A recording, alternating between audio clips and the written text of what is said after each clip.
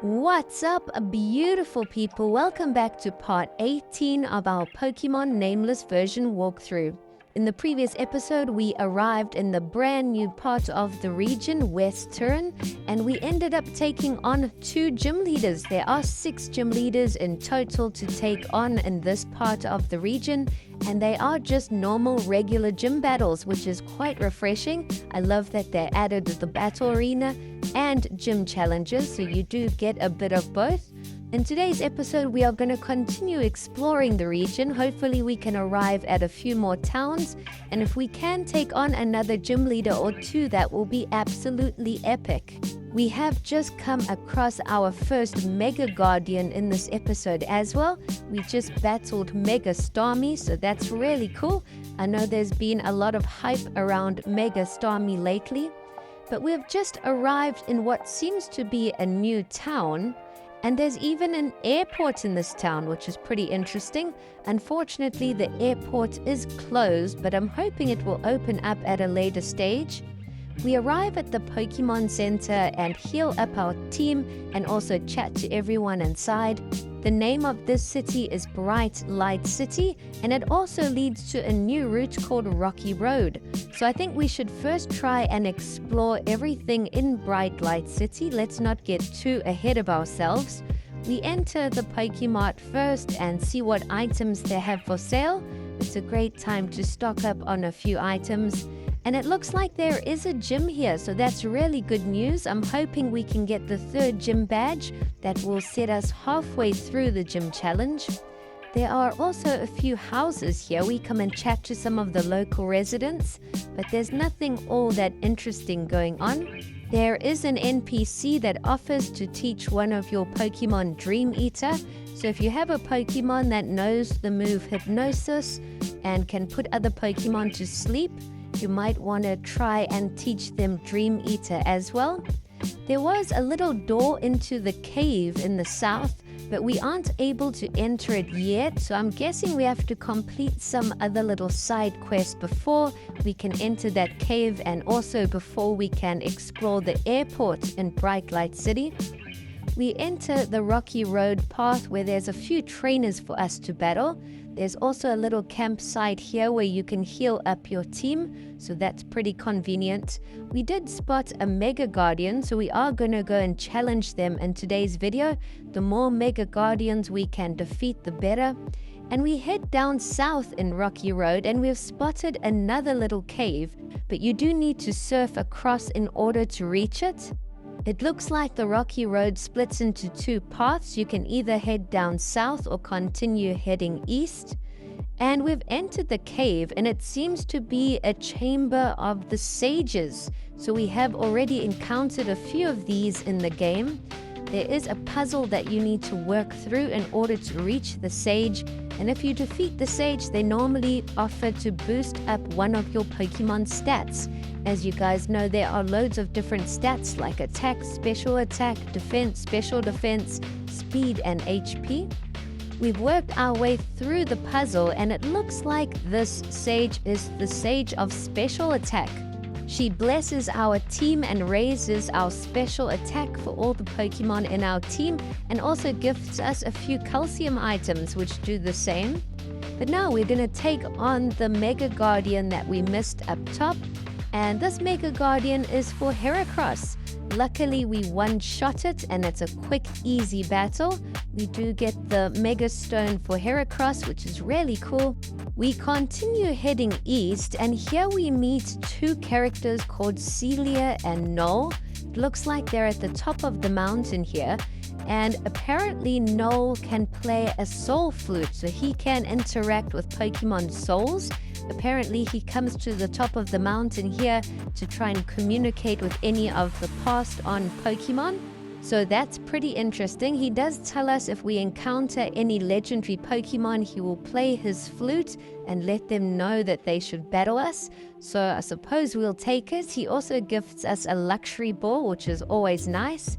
but at least we have met Noel. I don't know if he is an important character in the game or not, but nice to chat to him. We continue heading east, and it looks like we have arrived at the next city, which is called Rosetown. It was pretty close to Bright Light City. And the first house we enter has a Mega Guardian, so we're going to take them on. It's the Mega Guardian for Manectric. And again, our Heliolisk just one-shots it. Our Heliolisk is currently at level 80, so it's leveled up super high. But now we're going to continue on exploring Rosetown. Hopefully there's also a gym challenge in this town. That will be really great news. Then we would have found 2 new gyms to battle. We explore some of the town, and it doesn't look like a really big town at all. We do spot a gym, so that's really good news. We enter another house, and there's nobody in here. There's just a little message on the table saying that you can rest in his house. That's pretty nice of him. But it also seems that Rosetown is the end of the route if you're traveling east. So this is the final town. We can't head any further east. It looks to be a dead end. So we've explored all of the town. Now that that's out the way, we can finally go and try and take on the gym leader. There is one more Mega Guardian up north, which is the Mega Guardian for Meganium. We might as well get the last little bit of training in before we take on the gym leader. And 2 attacks, and we've knocked out Mega Meganium. So we do need to heal up our Heliolisk now and then make our way to the gym. I'm hoping the gym puzzle isn't too complicated. In the previous episode, one of the gym puzzles was really tricky and the other was just straightforward. We just had to battle some gym trainers. As we're about to enter the gym, some trainer pops out, so it looks like someone else has also taken on the gym challenge. And we meet this new character called Pandroa, and it looks like she wants a battle, so we are happy to take her on. I wasn't expecting another gym challenger to leave as we were about to enter. And her first Pokemon is a Mega Aggron, which looks absolutely unreal. She tries to heal it up using some potions to keep it in battle, but it's not enough. We knock it out. We also knock out her second Pokemon in one shot. She has also sent out a Breloom, which we've one-shotted. So as you guys can see, our Heliolisk is next level. Its attack is just super powerful. It is able to one-shot most Pokemon. If we can't knock it out in one shot, it usually takes 2. And its HP is pretty high, so it stays in battle for quite a while. We have already reached Pandroa's final Pokemon, which is Arbok, but unfortunately our Heliolisk did get knocked out, but we've still got a whole team of 5 Pokemon. So the next Pokemon we send out, Gardevoir, and we put Arbok to sleep and hit it with a Dream Eater attack, and that one-shots Arbok. So we have defeated Pandroa, and she tells us she's from Skylight Village, so she does ask us to visit her when we make our way to that village eventually. But now that we've got Pandroa out the way, we can finally try and take on the gym leader. We enter the gym and there are a few trainers here to battle. It looks like one of the paths is blocked, so we're going to have to work our way around and battle all the trainers. But it's pretty simple. There's no tricky puzzle that you need to complete. You've just got to come and battle all the trainers, and then you can take on the gym leader. So let's try and get our 3rd gym badge. It looks like this gym leader's name is Megan, and the first Pokemon she sends out is an Ampharos, which Mega Evolves. We've got our Heliolisk up front and healed, and it is now at level 81 after all the trainer gym battles. We knock out Mega Ampharos and Sirfetch'd. She now sends out a Crocodile, which we also one-shot. It looks like our Heliolisk is just one-shotting every Pokemon that gym leader Megan sends out, so she doesn't really stand a chance.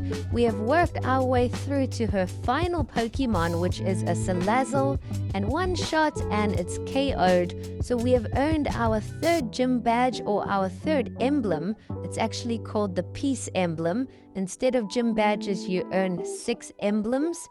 So we are halfway through. We've got 3 emblems now. And I did say that that was the end of the path. So we're going to backtrack a bit to the previous town. There was also a gym battle here. So I'm hoping we can take it on. If we can get the 4th emblem in today's episode, that will be crazy. Unfortunately, when we get back to Bright Light City, the gym is locked as well as the cave door in the southern side of the town. So we decide to try out the airport, and it looks like it has now been opened. We enter the airport and it looks like the dark workers have taken over the place. So it looks like we've got some battling to do. We're going to try and battle all the dark workers here in the airport and try and kick them out. We do meet a gentleman who asks us for help. He tells us he has had a problem where the dark workers have taken over the airport and he's trying to get control of it again. So he asks us to go and battle all of them and hopefully kick them out. So that's exactly what we're going to do. We head outside where the helicopters are, and there's a whole bunch of trainers here hassling all the locals. So we're going to try and battle them all one by one. There is one final dark worker here to battle, so if we can defeat them, then I think the dark workers will have to leave. We'll be able to kick them out. So after a short little battle, we defeat all the dark workers.